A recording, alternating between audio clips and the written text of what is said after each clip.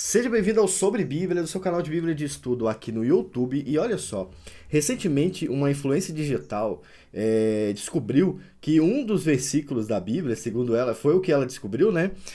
Havia sido retirado da Bíblia, né? E cara, ela ficou muito assustada, escandalizada com isso. Outras pessoas começaram a perceber a mesma coisa. E aqui no Brasil, muitos influenciadores, contratado por editoras, obviamente, tentaram se defender, né? Tentaram se defender falando que não, que ela tá errada, que ela não sabe de nada. Eu acho que até maltrataram a menina, foram ignorantes com ela em relação a isso. Até queria dizer para essa influenciadora digital que, cara, nós experimentamos isso o tempo todo. Esses caras que são contratados por editoras são muito egocêntricos, muito ignorantes mesmo com aquelas pessoas que estão chegando agora, tá? Isso é normal, e infelizmente isso é normal nesses teólogos pops que tem no YouTube, né? Eu quero tratar desse problema e mostrar para vocês que sim, estão removendo alguns versículos da Bíblia e a gente vai conversar sobre os motivos, óbvio, né? Mas sempre com respeito aqui àqueles que estão chegando agora, que não entendem direito sobre crítica textual e que é uma matéria que eu particularmente não queria me envolver e acabei me envolvendo por causa dos canais do YouTube que eu tenho, né, que é o Sobre Bíblias e o Teologia EATRE, e aí eu vou mostrar para vocês o que está acontecendo aqui no Brasil também, né? Ó, vocês conhecem a Bíblia NVI, né? Vamos começar a falar aqui lá da raiz do problema, né? A Bíblia NVI aqui no Brasil e a Almeida Revista e Atualizada foram as primeiras a trazer esses melhores originais, né? Pelo menos eu posso até ter enganado, né, entre as duas, mas acho que foram as duas as primeiras. E já nessas edições da Bíblia, nós temos ali algumas informações que dizem sobre melhores originais ou muitos originais, né? E o que eles querem dizer com isso? Basicamente, eles estão querendo dizer que na maioria dos originais, né, preservados, aquele ou outro versículo não existe, tá? Mas quando eles falam sobre esses originais preservados, eles não estão falando sobre o texto que Paulo escreveu. Porque pensa no processo de vida de um manuscrito. Vamos pensar lá na vida de Paulo. Paulo escreve a carta dele, por exemplo, aos Coríntios, né? E aí ele envia aquele manuscrito para os crentes de Corinto, né? O pessoal de lá vê que a carta tem um conteúdo que é relevante, começa a reescrever aquele pergaminho e enviar para outras igrejas ou guardar mesmo para usar mais para frente e tudo mais. É assim que acontece, tá? Isso acontece com a Bíblia inteira, não só com o texto de Paulo. E lá no primeiro século, nós temos um grande problema começando a acontecer, que vai gerar outros pergaminhos juntos com os pergaminhos corretos, né? O que acontece? Para quem já leu as cartas de Paulo, sabe que ele combateu ali alguns hereges que tentaram se infiltrar na igreja. Esses caras tentaram fingir que eram crentes. Pedro falou sobre a mesma coisa, né? Na segunda carta de Pedro, Pedro fala que os falsos profetas, eles entravam dentro da igreja nos dias de festas e tentaram se infiltrar, né? E Pedro fala que não pode deixar esses caras lá. Judas vai criticar também a mesma coisa. E o que acontece na história? No segundo século, esses caras eles estão fortes dentro da igreja. São chamados gnósticos, né?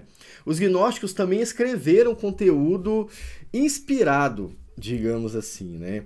E esse conteúdo para os gnósticos era adaptado. Eles tiraram muitas coisas, colocaram doutrinas que não tinha na Bíblia, né? Que nem são cristãos. Os famosos pseudo-epígrafos, né? Tem vídeo aqui no canal sobre isso. Eu vou deixar o card aparecendo aqui se eu lembrar. Se eu não lembrar, me lembra que eu coloco, tá? O que acontece? O tempo vai passando, as pessoas vão reescrevendo os pergaminhos e aí vão surgindo diferenças entre escritor e escritor, beleza? Qual é a posição da crítica textual moderna? A posição da crítica textual moderna é que as Bíblias tradicionais contêm acréscimos, tá? Que foram colocados pelos escribas do passado, ou do presente, ou do futuro, para a época dos pergaminhos, né?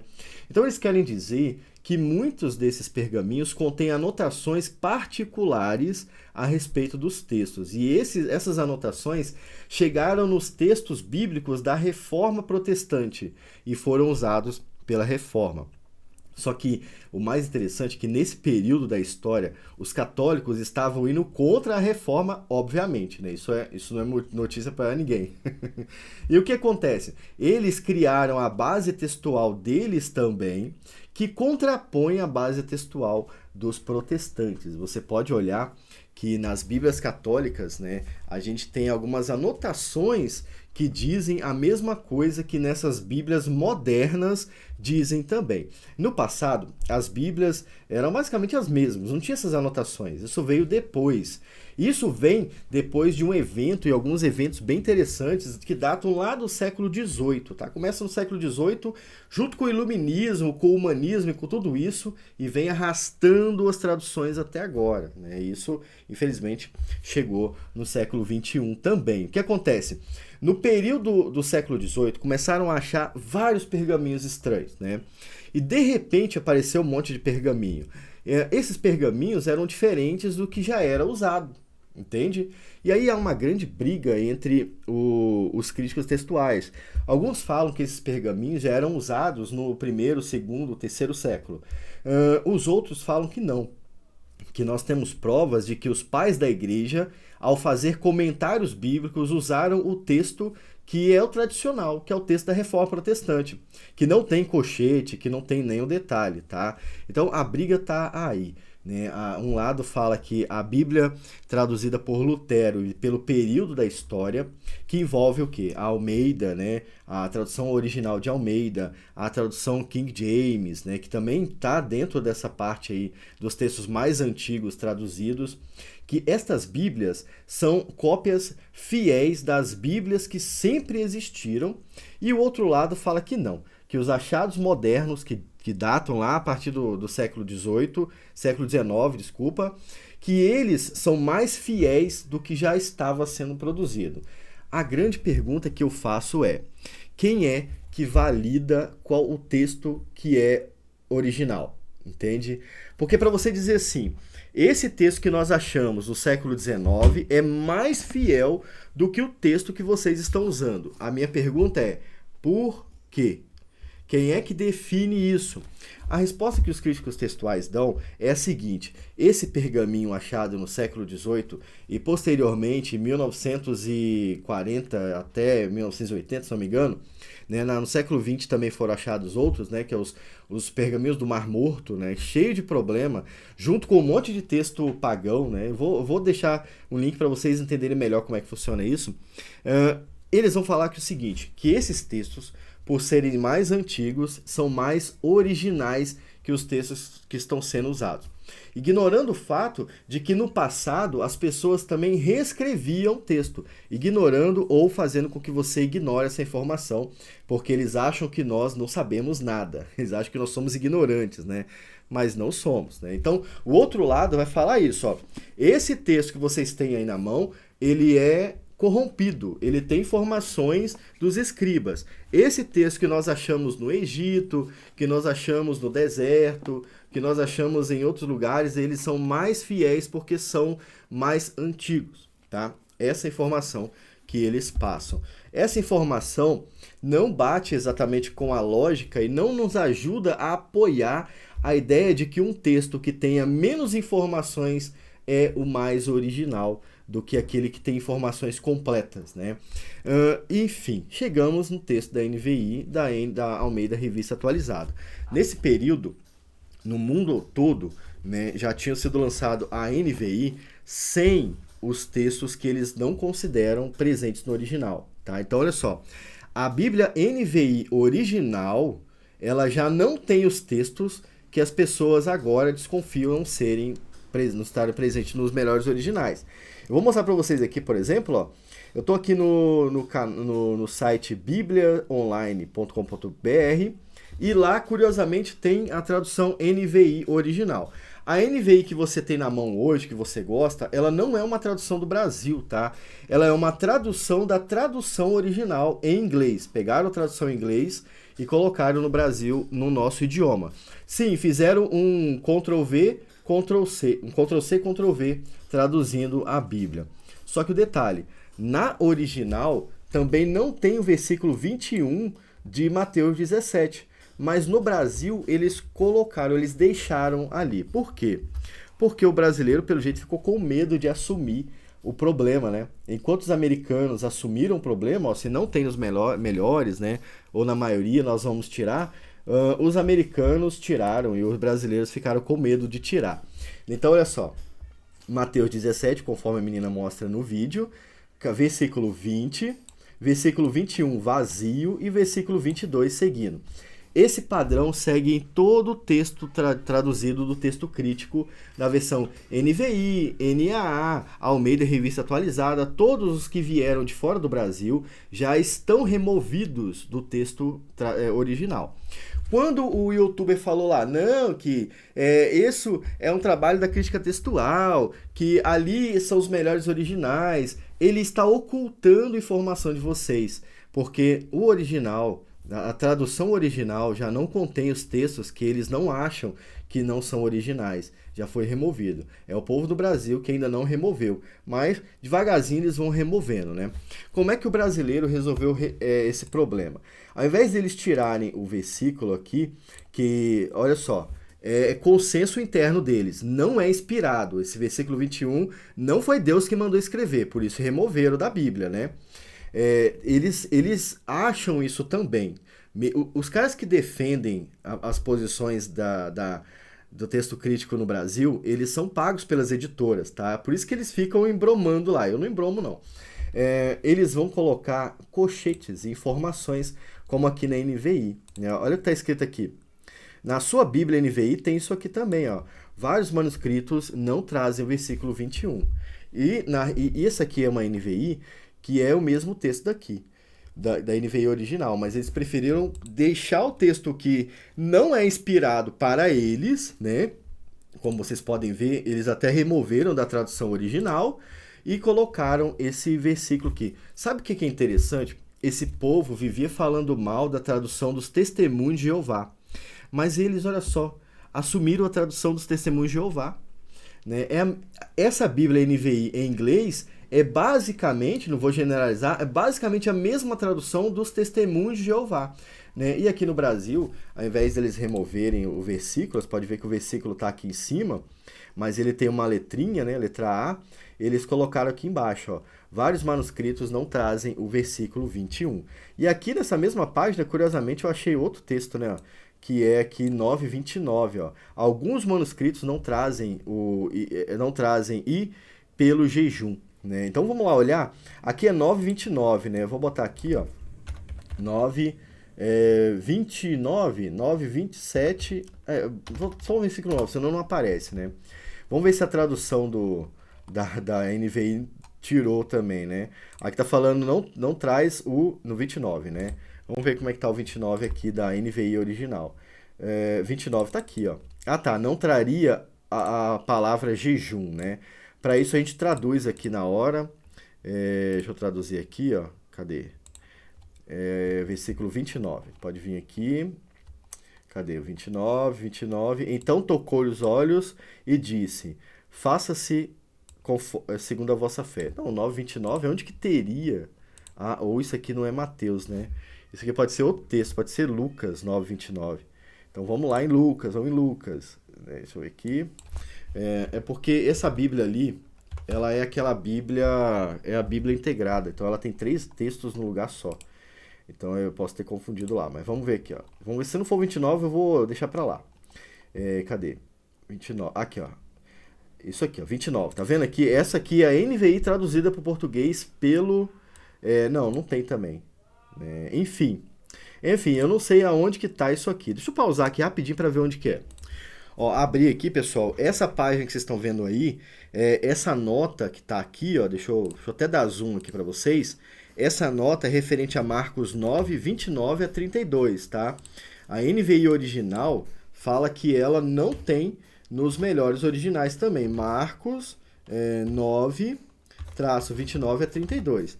Aí eles vão falar ali que esse texto não contém o pelo jejum, né? Então aqui no 29, olha só o que eles já fizeram. Eles já removeram aqui, ó, pela oração, aqui online, ó, pela oração e jejum. Então olha na sua Bíblia aí que você vai ver que ela traz um um asterisco nesse caso, ou uma letrinha, tá? Para eles, para os caras que traduziram essa Bíblia, né, eles querem dizer o quê? Esse texto no original não contém o jejum, tá? E na original, na NVI original, isso já foi removido.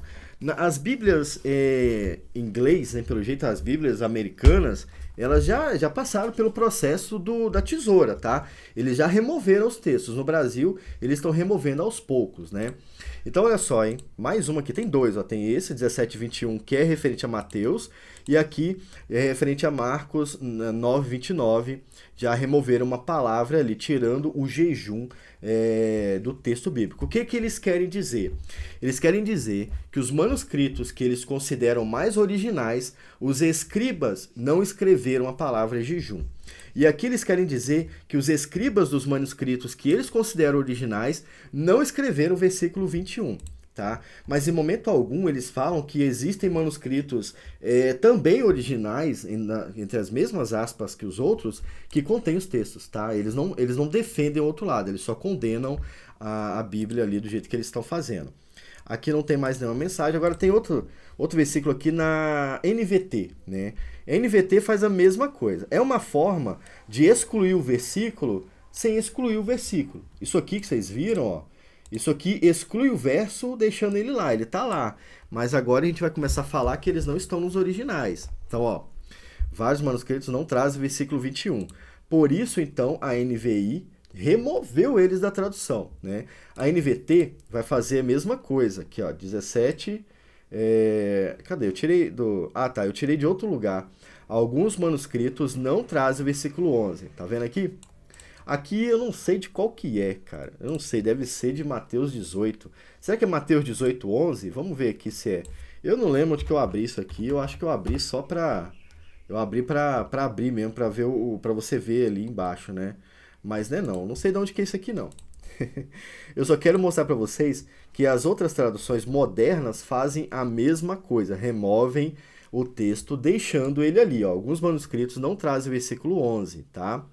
Vamos ver se tem aqui, ó. Aqui tem mais, ó. 18:15. Alguns manuscritos não trazem contra você. Removeram ali o contra você desses manuscritos, né? Deixa eu ver se tem mais aqui. Acho que é esse, né? Em grego. É esse mesmo, só esses dois aqui. Então veja que a NVT também faz a mesma coisa e a NAA faz a mesma coisa também, né? Só que a NAA, ela coloca em colchetes, né? E aqui na introdução à Nova Almeida Atualizada, você tem essa informação e é interessante que vocês leiam também as introduções da Bíblia de vocês, da tradução de vocês, né? Que vocês vão ver lá o porquê que eles excluem ou marcam certos versículos, né? Ó, aqui no ponto 20 da NAA, eles disseram o seguinte, ó, diversos textos do Novo Testamento aparecem entre colchetes, tá? Entre colchetes. Trata-se de material que se encontra no aparato crítico das edições mais recentes do texto grego, não sendo, portanto, considerado parte do original, entendeu? E aí que vem aquela pergunta, que original, se não existe nenhum original? É eles internamente que decidem remover o texto ou marcá-lo por questões ali particulares, né? Eles falam, eu acho que não é do original, então eu vou riscar. Ou como a NVI faz, eu vou excluir de vez, né? E aí eles vêm aqui e se justificam assim, né? Considerado parte do original, ó. Não sendo, portanto, considerado parte do original. Esse material foi mantido no texto da tradução, ainda que entre colchetes, para que o leitor não estranhasse a falta de alguns versículos, pensando inclusive que poderia ter havido uma falha de impressão. Não foi falha de impressão, na verdade, foi falha de caráter na hora de fazer, né? Agora, vejam o que está acontecendo com a Bíblia Sagrada. Ela está sim sendo atualizada, tendo textos removidos, e eles vão dizer que isso não era parte do original. A pergunta que fica novamente é, que original? A Bíblia do texto tradicional não faz parte do original, escrito por Paulo, escrito pelos apóstolos, né? E a Bíblia do grego, texto crítico, também não faz parte do original, tá? O texto crítico não é o original, ele é um texto achado. que também não é original. Então, por que escolheram o texto que vem menos conteúdo ao invés do texto que vai mais conteúdo? Sendo que boa parte do que foi removido é de extrema importância para as doutrinas dos apóstolos, como a gente chama, né? Eu vou deixar encerrar o vídeo para vocês com a minha opinião, né? Claro, a minha opinião é que esse é o grande caô da crítica textual. Esses textos são tradicionais e sempre estiveram na Bíblia, mas os críticos modernos não querem que eles continuem lá por algum motivo que eles não vão falar. Aí eles vão inventar qualquer desculpa, óbvio, né? Eles não querem que a gente descubra isso, eles vão inventar qualquer mentira para que a gente acredite que exista um texto original e esse texto original seja justamente o deles. E nesse original, que é o deles, não tem o que eles querem retirar, tá? É uma desculpa que eles vão dar para poder modificar a Bíblia Sagrada. No meu blog Palavras em Chamas tem um texto chamado Crítica Textual em Crise, onde você vai entender mais ou menos como funciona essa questão aí dos pergaminhos que são originais, que não são o quê, e toda a polêmica envolvendo isso aí. Além do Crítica Textual em Crise, tem o texto também onde eu respondo a grande questão que é: o texto foi removido ou foi adicionado do original? Tá? Existe mais provas de que o texto foi removido do que adicionado. Existe mais provas de que alguém removeu o texto do pergaminho original do que adicionou o texto no pergaminho original. Entendeu a questão? Para vocês descobrirem isso, que agora é uma longa caminhada que vocês vão trilhar, o blog Palavras em Chamas está aí para ajudar, tá bom? Vou ficando por aqui, espero que você tenha curtido e compartilhado esse vídeo, compartilhe depois de terminar. Se inscreve no canal, comenta aqui embaixo qual a posição de vocês, fiquem com Deus e até o próximo vídeo. Tem vídeo aparecendo aqui, assista mais vídeo aqui no canal. Tchau!